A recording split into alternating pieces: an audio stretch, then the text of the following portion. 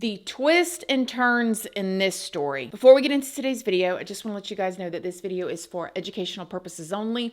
Please remember to be kind to everybody everywhere, in your everyday life, in your home, in the grocery store, and especially in the comment section down below.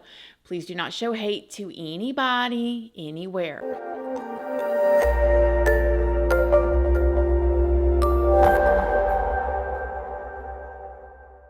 So good morning, good morning, good morning. How is everybody doing today? I hope you all are having an amazing day. I hope you all are having a wonderful week. I hope everybody is feeling good. So in today's video, we're going to be talking about a young man named Ryan, and there are so many twists and turns with this case, and there has been a lot of information out there. There was actually a lot of misinformation that was put out in the media as well.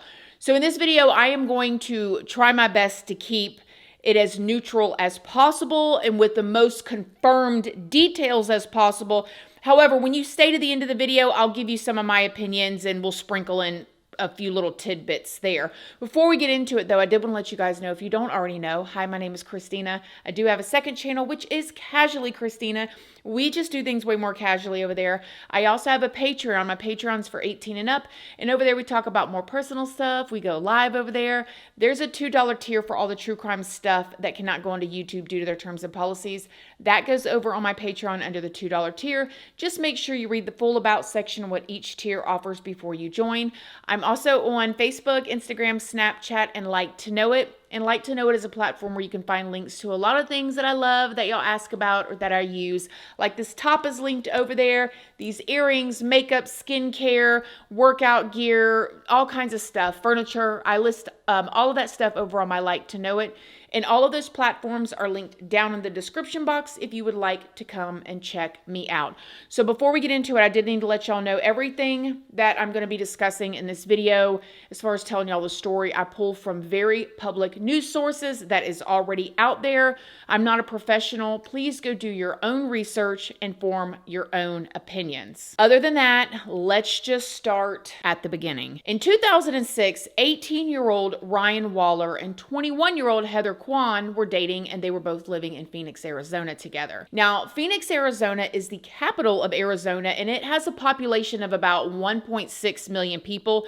It is known for its year-round sun and very warm temperatures, and it has high-end spa resorts, all kinds of beautiful golf courses, different nightclubs, and just lots to do. It's actually considered one of the top travel destinations here in the U.S. because of its stunning desert landscapes, its giant cacti, and amazing food scene. Now, Heather, she was from Glendale, Arizona. Glendale is a smaller city with a population of only about 250,000, and it's home to all these historic attractions and state-of-the-art entertainment facilities like the State Farm Stadium, which is the home of the NFL's Arizona Cardinals. The Super Bowl was even hosted there back in 2008, also in 2015, as well as 2023. Heather loved growing up there. She graduated in 2003 from Mountain Ridge High School, and then she went to Glendale Community College. After that, Heather enrolled at Arizona State University to attend law school. She wanted to become a defense attorney, and she had the passion for it. I mean, from a young age, Heather had the ability to sense when someone was down and when they needed her the most. Because of this, and I just feel like this is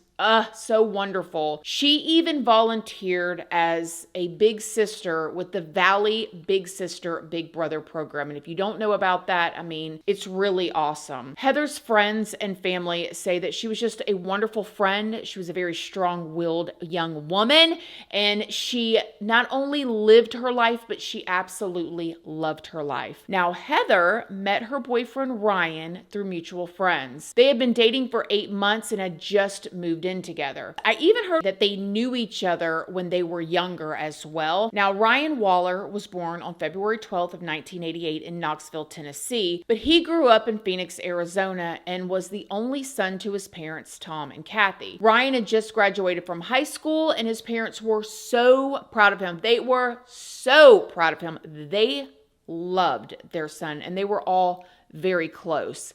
They say that Ryan had an infectious smile and he had a very entrepreneurial spirit from a young age. Ryan had a talent for computers and he dreamed of starting his own tech company one day. His dad says that in Ryan's free time, he loved playing guitar and hanging out with his friends.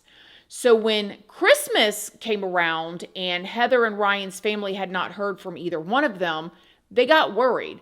So much so that on December 26th, Ryan's parents went to his house and tried knocking on the door.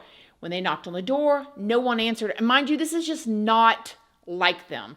They were supposed to have dinner with Ryan's parents, and for them to not respond to any phone calls or even show up, they knew something wasn't quite right. So when they knocked on the door and nobody answered, Ryan's father called the police to come and do a welfare check. When the officers made entry into the home, they discovered a scene that they were not expecting. Once the officers got into the home, this is when they saw Heather on the couch, deceased. They began to continue to look around the house, and this is where they found Ryan. Now, Ryan was still alive. However, he had obvious injuries to his face. He was walking and he was talking, and according to the police, he seemed relatively okay. However, the officers immediately suspected that Ryan had something to do with Heather's passing. So they put him in handcuffs and they placed him in the back of the cop car while they continued to investigate inside the house. 4 hours later, Ryan was taken to the police station for questioning. This is when things become quite concerning.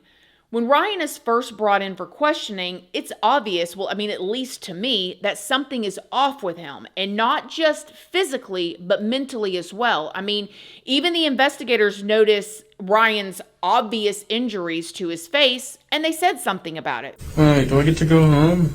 Oh, no. Should go to the doctors, or you should go. Me? Yeah. Why? That? Yeah. Is it bad? I'd say that's really bad. What's the highest grade you went through school? I don't know. You don't know the highest grade you went through? 8th? 8th grade? Did you graduate? Yeah. Do you have a GED? I don't know. Do you have a girlfriend?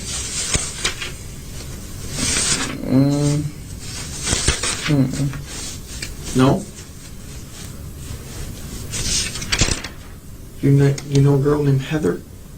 Mm-hmm. You know Heather's last name? Mm-hmm. What is Heather's last name? The one that lives there right now? I guess, I don't know. If her name's Heather, what's her last name?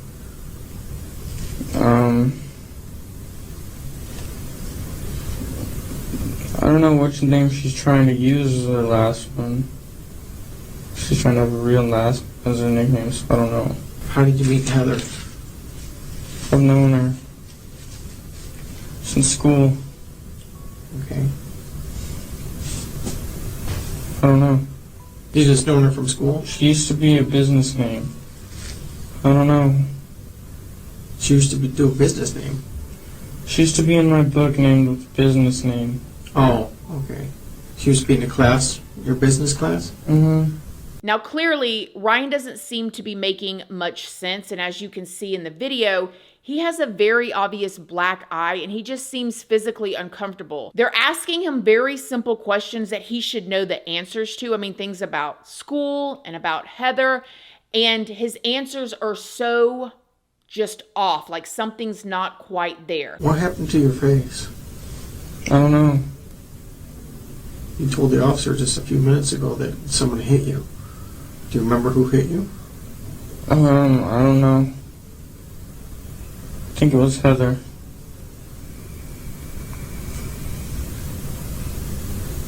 Why would Heather hit you? I don't know.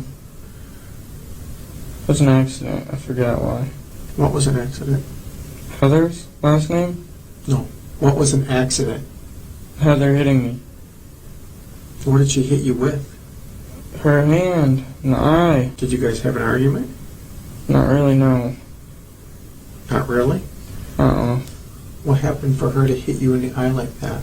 She just hit me on accident. She was giving Christina a head. She was what?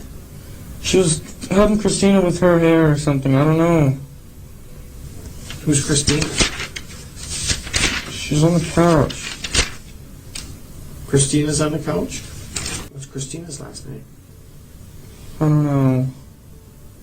What does she look like? I really don't know. You don't know?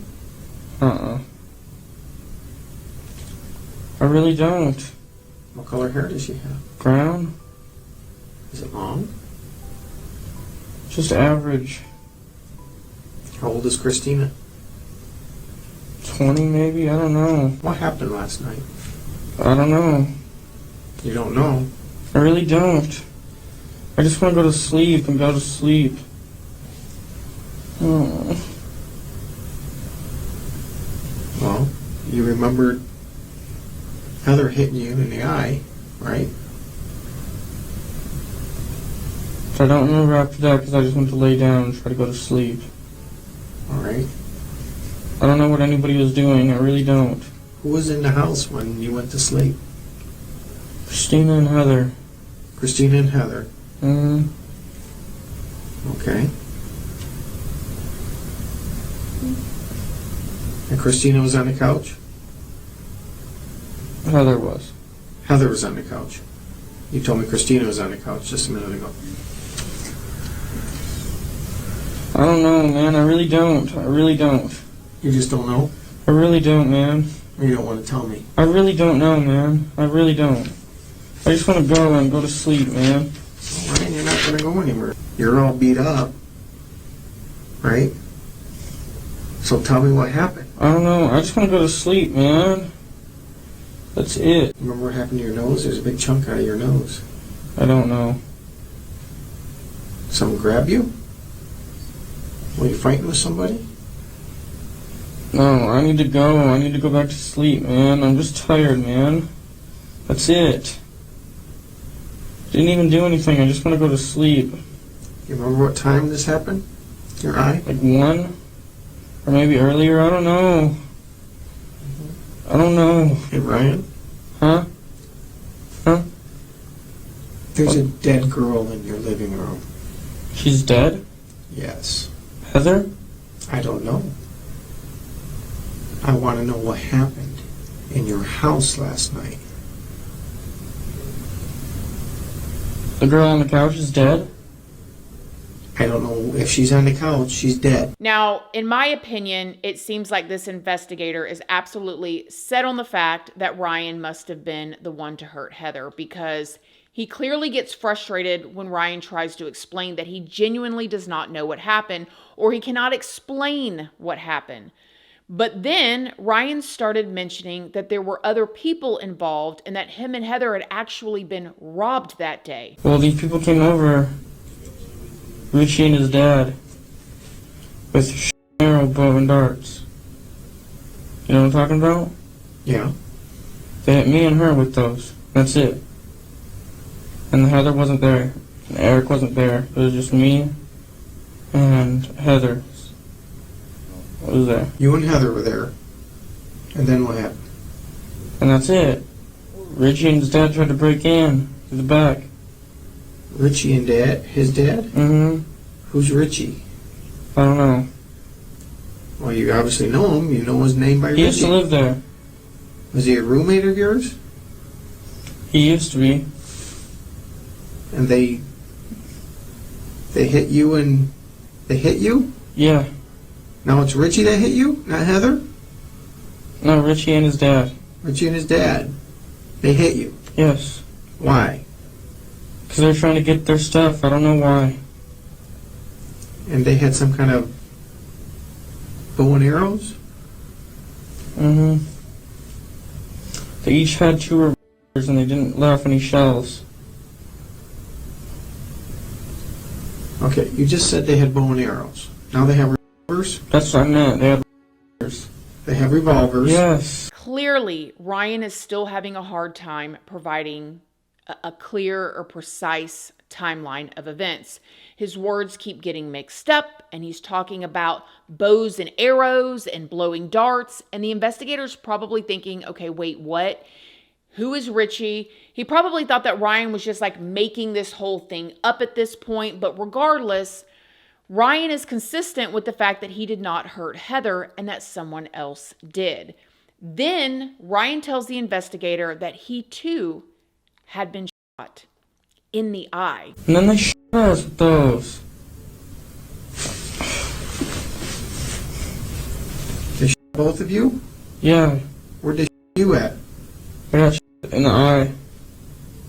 You got shot in the eye I think so. with a revolver. I think. I don't know, man. I don't know.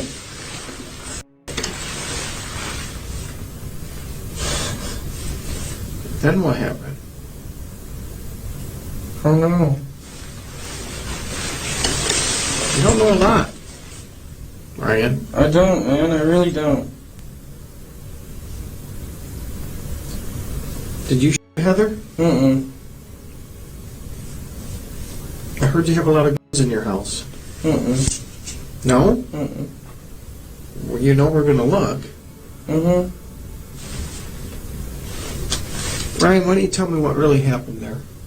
Because I don't believe... I really don't know, man. I really don't. I don't know. I could tell you anything, I swear. I want you to tell me the truth. That's all I want from Richie you. and his dad came there. And I don't know why. I don't know why. I don't know why, but they put me in sleeping hold. And, like, they put me in sleeping hold with the arrows and shit. Like, I lived through that crap. Okay, they put you in a sleeping hold? Yeah. What is that? I don't know. I don't know. I really don't. I don't know, man. You're telling me they put you in a sleeping hold. What is a sleeping hold? I don't know. Well, explain it. It's coming out of your mouth. Explain that to me. What's a sleeping hold? I really don't know, man. I really don't. I really don't know. Okay. You're telling me you're all over the board here, number one. You're saying bows and arrows, you're saying revolvers, and you're saying some other thing, and you're saying they shot you in the eye. Okay? They shot you with a revolver in your eye. Yes. And that's Is it it? a BB? No, it was a real gun, man. It was just a If they revolver. shot you in the eye with a revolver, you wouldn't be talking to me right now. How do you know? Was most likely you be dead. That's what I thought too, man. I really don't know. Okay? I really don't know, and I just want to go back to sleep and try to go back to bed. You're not going back to bed. Okay? That's not going to happen. Alright, but what happened, man? What do I gotta do? Just tell me what I gotta do. All right, get your feet off my chair is number one. Number two, what happened to Heather? I don't know, man. I really don't You're know. now saying Richie and his dad shot Heather. Mm-hmm. Is that true? Yes. And they shot her with a revolver. Yes. And did not use any guns. They came with those guns. Mm-mm. And they came through the where? They were breaking Through in? the back. Through the back? By your door, or is there another door? Through the back door. Through the back door? Is that off the kitchen? Mm-hmm. And why would they come on Christmas Day? I don't know. I really don't know. Really don't know. Did they break in, or did you let them in? I let them in, And then what happened? and they started shooting up the house. With the Mm-hmm. okay, and then what happened? That's it. What happened to Heather? Heather got shot Where did she get shot? inside the face once. She got shot inside of the face? Mm-hmm.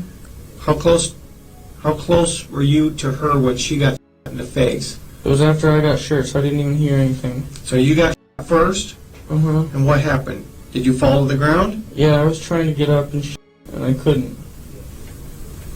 I don't Okay. know. And then she got shot. Mm-hmm. What did you do? Nothing. Did you call 911? Uh-uh. Did you see if she was alive? She was sleeping still, and that's it. I just let her sleep. She got shot in the side of the face, and you let her sleep? Yes. This does not make sense, Ryan. I know, I didn't mean to, man. I'm sorry. I didn't know she was passing out. That's because I got shot wrong once, too, and I was gonna pass out. Okay, this is now, not before. I don't know. You're saying right now you've been shot Yes. in the eye Yes. with the revolver. Yes. All right. Now, I think this is when the investigator actually begins to worry that something more had happened than what he initially believed. And so after 4 hours in the cop car, 2 hours of questioning, the investigator called for the fire department to come back and actually check Ryan out. Hey, Ryan, Yes. I got the fire department coming to take a look at it. They're going to probably take you to the hospital. You taking me to the hospital? Yeah, we're going to take you to the hospital. Why? Well, if you've seen your face and the way you're doing things, it doesn't make sense right now, okay? We're just going to make sure you're okay. I just want to go back to bed, man. Well, that's the problem. If you have some kind of head injury, you shouldn't be sleeping, okay? Well, sit down, sit down, sit down, sit down. There you go. Captain, you're not going to believe this one. I can't believe it either. You're right. I've already heard the story. I can't believe it. This is just my observations that this might be an entrance, this might be an exit, this might be into his eye. And he's acting like he has a serious head injury, which would make sense. I might have been I don't know. I really don't know. While are you waiting on potentially doing more data stories? And you get I don't know. It looks like it went right through, huh? Yeah, it might have, I don't know. And can I just throw in here, I'm just so shocked that he was not checked out long before this. But nevertheless, Ryan ended up being transported by ambulance to the hospital and was immediately put in the ICU.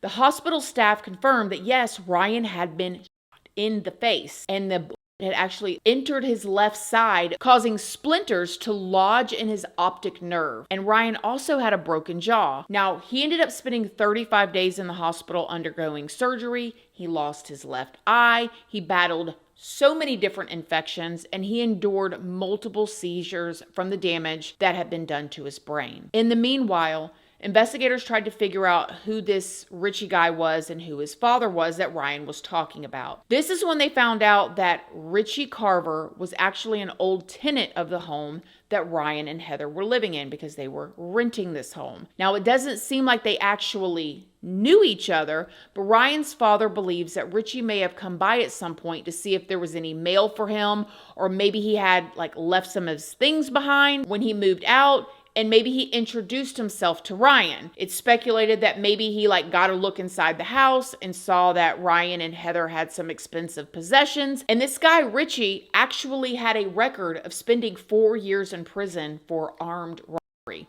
His father, Larry, he also had a criminal history. Now, they were both arrested and charged with.